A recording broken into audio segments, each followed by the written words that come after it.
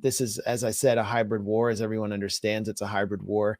And the Ukrainian government emphasizes the information aspect, the psychological aspect, more than the Russians do, because they have the edge. Their allies are the masters of this, the US and NATO. And so I interviewed a 13-year-old from Lugansk last week named Faina Sevankova, who is on what is now informally known as a government-sponsored kill list in Ukraine, known as gov't, or the Peacemaker. She's one of over 320 children listed on this website. Their personal information is provided down to their phone numbers, personal details. If you look at her page, there are so many photographs of her.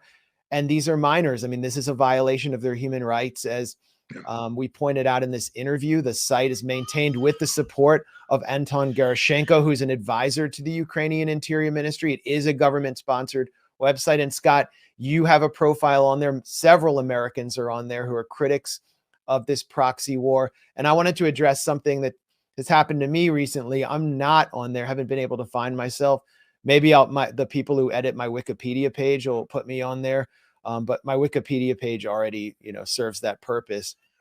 But last month, or I think it was about 6 weeks ago, hundreds of journalists received a email from a former advisor to the Ukrainian Foreign Ministry from a organization called MOLFAR, which is based in London and has been sponsored by the U.S. Agency for International Development and the British Foreign Office. And they were furnishing a dossier of me, which claimed to contain proof that I have been recruited by Russia to be a Russian asset and been given all this vast fortune and a mansion in order to propagandize on behalf of Russia. And that if you wrote back to them as a journalist, you could get this secret dossier. So I had journalistic colleagues write to MOLFAR asking for this, and they actually said, we're not going to give it to you because you're just going to use it against us because you're not on our side. Eventually, one of them got it,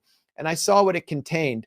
First of all, it showed that I'm extremely frugal and not very wealthy, but it contained some kind of financial intelligence on me, which is, available to the public pretty much. It also contained, it attempted to dox me. It attempted to provide anyone who asked my personal details, but it also attempted to dox every single member of my family. And it even doxed the editor of my younger brother, who's also, works in media, who used to edit for the New York Times, who has nothing to do with this conflict at all, and contains her personal information. And so it was pretty clear what they're trying to do. They're trying to intimidate me into silence with the fear that I could get iced for my personal opinions and my factual journalism about this conflict, and specifically about the role of my own government. And what I think about MOLFAR and what they're doing is they're actually fronting for my government, which is at least legally and formally banned from doing this kind of thing to its own citizens. The intelligence services, the CIA, is not supposed to target American citizens on American soil. So this seems to be an outsourcing operation. To me, this is when you look at what's happening on gov't, the Peacemaker site, where Daria Dugina, who was killed in a car bomb by a Ukrainian agent, someone who was in the Azov battalion, with their assistance inside Russian territory, and then she's marked as liquidated on that site. It is a kill list. And she's not the only person who's been marked as liquidated. Journalists, there are 400 journalists on this website maintained by the Ukrainian government. The journalists who have been killed have been marked as liquidated. So Scott, you're on that site. What do you think about this dimension of the war? What is the purpose of this site, and what can be done about it? This is a serious list. I appeared on that list, and shortly thereafter, a YouTube video came out with a guy. It's poorly done, dubbed over with a thick British accent, but it basically said that they're going to hunt me down and kill me. That's what they want to do. That I'm on this list. I will be liquidated next. I don't know what's appearing on your chat. I've been on some podcasts where in the middle of the podcast, people are coming in and in the chat room saying, Ritter, go boom, boom. Ritter and his family go boom, boom, meaning they're going to blow me up. So, again, I'm a grown up. I don't panic. But this is real. This is not a theoretical list. This is not a joke. This is real. People die, and to be on this list is an issue of concern. You talked about the linkage. I don't know what the financial linkage between Miratroritz and the U.S. government is. What I do know is a parallel list called the so-called blacklist, published by the Center for the Center for Countering Disinformation. This center was announced in April. On July 14th, they held a meeting where they published this list. 72 people on it, including many prominent Americans, and myself, a less prominent American. And we were called information terrorists, and we were called war criminals who should be prosecuted for war crimes. What we do know is that the salaries of everybody at that institute are paid for by the United States taxpayer. The salaries are linked to money that were appropriated by Congress through Public Law 117-128, adopted on May 21st of this year, signed into law by President Biden. We pay them their salaries. This meeting was organized by a U.S.-funded NGO that was created by the U.S. Congress. And in attendance at this meeting were State Department officials and members of the U.S. Embassy.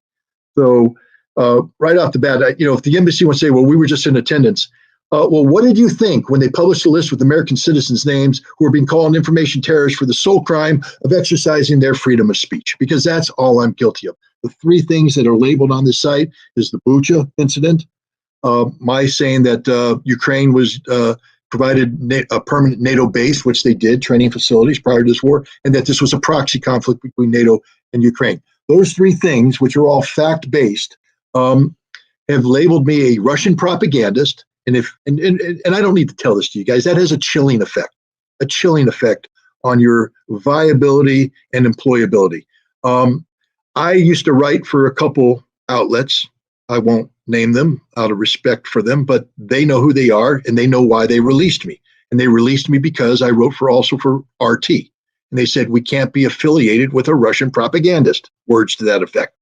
So it has a chilling effect, an economic impact on it. But I don't mind that. That's okay.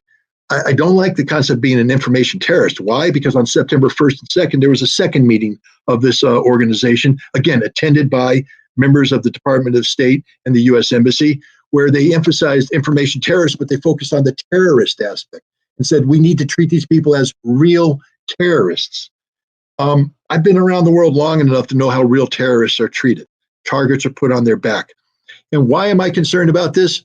Remember when I talked about Gary Tabak and the U.S. flag with the right sector image on it? 60 miles down the road is a town called Ellenville, New York. In Ellenville is a park. In the park is a monument to Stepan Bandera and three other Ukrainian Nazi collaborators, where the Ukrainian American community rallies, holds camps where they train the youth to worship Stepan Bandera. When you have ideologically motivated people like this who have the gall to put the right sector flag over the American banner, living this close to me, and you have the U.S. government saying, oh yeah, we concur, he's an information terrorist, and you have the Miratroritz hit list marking me for death. It doesn't take Tom Clancy to put two and two together to come up with a really cool novel about how somebody knocked off Scott Ritter and his family and maybe killed his dog so his dog didn't bark in the background of interviews. But the point is, this is real. This is a problem in America. We give succor and support to worshipers of Stepan Bandera right here in America. People who are calling people who exercise free speech. And here's the most worrisome aspect of it. They're funded by the U.S. Congress. The Constitution, under the First Amendment, prohibits the U.S. Congress from passing any laws that abridge free speech of Americans in the free press. Congress passed a law, 117-128. They used money to fund a foreign entity who then targets Americans for intimidation and death for exercising their free speech. This is Congress creating a proxy to do that which they were prohibited from doing by law.